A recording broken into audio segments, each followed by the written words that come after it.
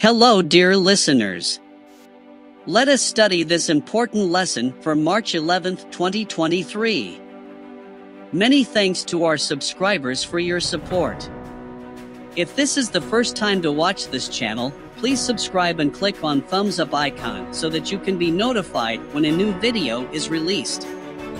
The topic of this lesson is giving back. As we get older, we start to think more about our retirement. Retirement is a big decision.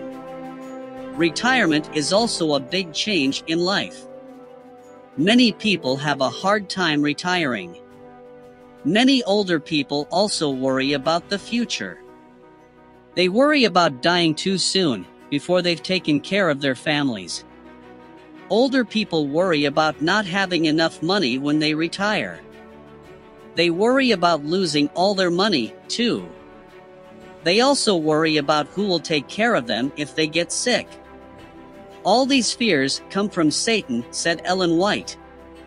Old people must follow God's plan for their lives. Then their final days will be their best years and their happiest years. Old people should stop worrying. They should try to be as happy as they can and get ready for heaven. How should we get ready for retirement? What should we not do? What important rules should we follow? The key text is found in Revelation chapter 14 verse 13. And I heard a voice from heaven saying unto me, Write, Blessed are the dead which die in the Lord from henceforth, yea, saith the Spirit, that they may rest from their labors, and their works do follow them. In this lesson we will discuss following points. Giving back what is God's. Preparing for the future. Enjoying our blessings. Delayed return and advantages of now. Point number 1. Giving back what is God's. But God said to him, Fool, this night your soul will be required of you, then whose will those things be which you have provided? Luke 12 verse 20. The story in Luke 12 verse 16 to 21 can help us understand what we should not do when we retire. We should not spend all our money that we saved for retirement. Yes, we can work hard and earn a lot of money before we retire. But God knows how we feel about our money. God watches how we spend our money, too. The possessions of a rich man were increased. He built larger barns and was satisfied. His pension was secured. What's wrong with this story? The acts themselves were not wrong. As Jesus pointed out, the issue was that the man was greedy. He wasn't willing to share what God has given to him with others. As long as we have good physical and mental health, we must be doing right with everything God has put in our hands, strength, talents, resources. As we get ready to retire, we must not think only of ourselves. We also must remember to take care of the needs of other people, too. If we don't help other people, we behave the same as the rich man in the Bible story. The rich man isn't lazy. He is not a liar. The rich man spends the money on himself. God gave the rich man that money to help other people, but that didn't happen. We don't know when we will die. So, we always should follow God's plan for our lives. We must not be selfish. Point number 2. Preparing for the future. A good man leaves an inheritance to his children's children. Proverbs chapter 13 verse 22. Life is short. When we die, we can't take anything with us. People will not take anything with them when they die. They will not take their riches with them. We leave our things and money behind for someone else to get. Who will get these things? We need to make plans for that. Most people have saved some money if they have worked for many years. Or they may have a house, property, or other things of worth. What will happen to this money or these riches after a person dies? Our future is clear, for we brought nothing into this world, and it is certain we can carry nothing out. What should we do with the things we're going to leave behind? It still belongs to God, no matter how much it is. The Bible encourages us to transfer our stewardship to our children and relatives. If there are no heirs, we should leave it to the church. In some countries, inheritance is automatically transferred to the children. If the inheritance laws in your country don't agree with your plans, you should write a will or testament, so your inheritance is left to the right people. Point number 3. Enjoying our blessings. For riches do not endure forever, and a crown is not secure for all generations. Proverbs 27 verse 24. The Bible doesn't say that riches are evil or that we shouldn't get riches. Proverbs 27 verse 23 to 27 encourages us to work hard so that we will have enough money to take care of ourselves and our family. There will be plenty of goat milk to feed you and your family. It will make your servant girls healthy. In Old Testament times, many of God's people worked as farmers and shepherds. So, some of God's promises are written in farm language. How can you write that verse today? Maybe we can say, review your bank records. Decide how much money you have and how much you owe. From time to time, review your retirement plan, too. Look at your plan or will for what you want done with your money and property after you die.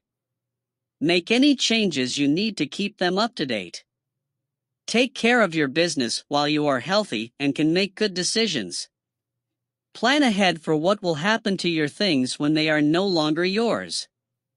Being good managers also includes making plans for what will happen to our money and property after we die.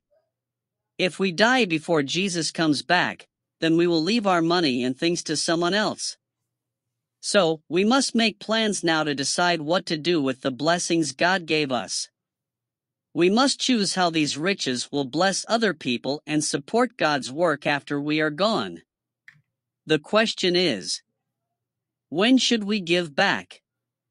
Point number 4. Delayed return. While we do not look at the things which are seen, but at the things which are not seen. For the things which are seen are temporary, but the things which are not seen are eternal. 2 Corinthians 4 verse 18. Money can make people do crazy things. Satan tries to turn money into a curse. But it doesn't need to be that way. With God's help, we can say no to the devil's plan by being good managers. We can start to plan now for what will happen to our money when we die. As we grow older, we tend to cling to our possessions. It's never enough. The richer you are, the richer you want to be. This is a trap from Satan to move us away from God. The Bible encourages us to never put our hope in riches, but to be content with what we have. Some people may not give back to God what they can today because they fear they might not have enough during their old age. We are depriving people of blessings that they could have now, and we're depriving ourselves of our own blessing. Some of us may say, I can give all my money away later in life. So, while we live, we help no one with our money. We spend all our money on ourselves. We don't support God's work. As Christians, we need to do better than that. God expects us to do better than that because we are managers. Point number 5. Advantages of now. But remember the Lord your God, for it is He who gives you the ability to produce wealth. Deuteronomy 8 verse 18. We are God's managers. God gives us His money, His property, and His things to manage for Him. God owns everything we have. He gives us life and strength to get riches. When we finish using what God gave us to take care of His things and our families, we should give any leftover money back to God. God owns everything we have. He gives us life, existence, and the strength to get what we have. What are the advantages of giving back to God while we are alive? You can see what the church does with your money. Maybe your money is used to help build a church, to pay for someone's education, or to support Bible meetings. 2. You can help now with your church's needs. 3. None of your family or friends can fight over your money after you die. 4. You will be a good example to other people. You will show people how to love and give. 5. The ones who get your gift of money after you die will pay less taxes on your gift. 6. Your money will go to the person you choose after you die. No one will need to go to court to fight for your money, for example.